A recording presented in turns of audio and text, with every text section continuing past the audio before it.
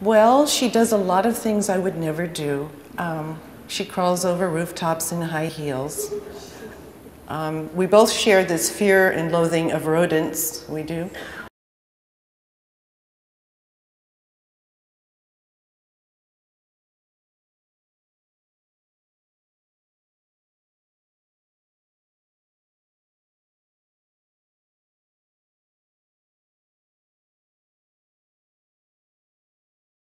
This was a Paris that I got to know.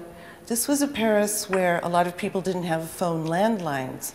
So you would have to go to the cafe, buy a token, a jeton, and use the public phone.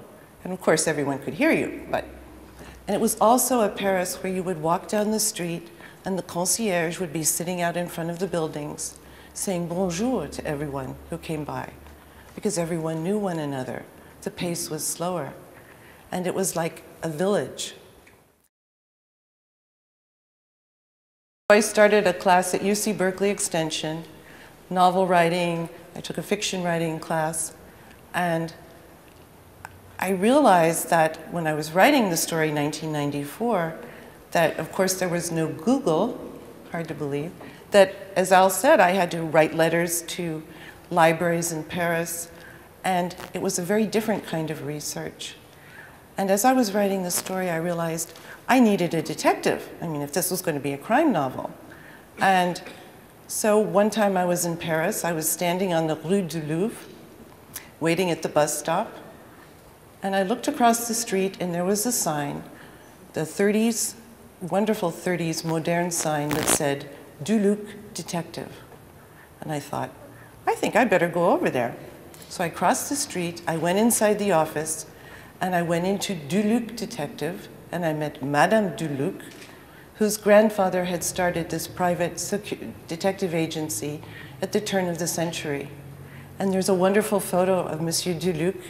You know, he has this, what do you call this, waxed handlebar mustache, and he'd been with the Sûreté.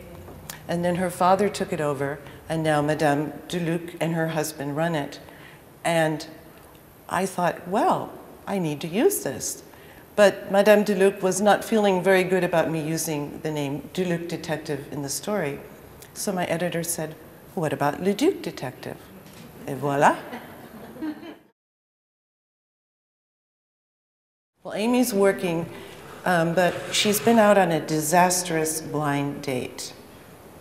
And the man she went out on a date with had thinning brown hair. He wears a blue blazer, the red tie and blue shirt, like the uniform of the ministry, and spent their date talking about his stamp collection. Now for Amy, a little more edgy than that. She begged off. She went upstairs to her office thinking she'll work late, and was surprised to get a phone call from Michel, who runs a media agency. And he said, I want to sign the contract you left for the computer security. Come over and sign it. And there's a party.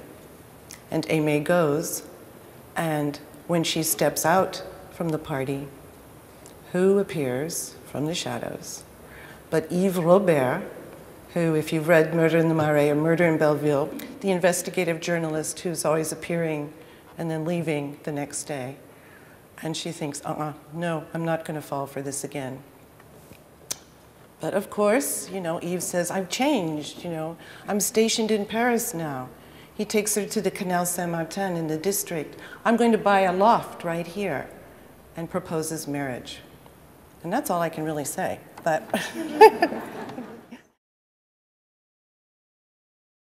People would talk to me, and I found, as I often do in Paris when I research, it's about going into the quartier, for me getting into a sponge mode, and just starting to scratch the surface, scratching a little further, getting deeper, finding out things.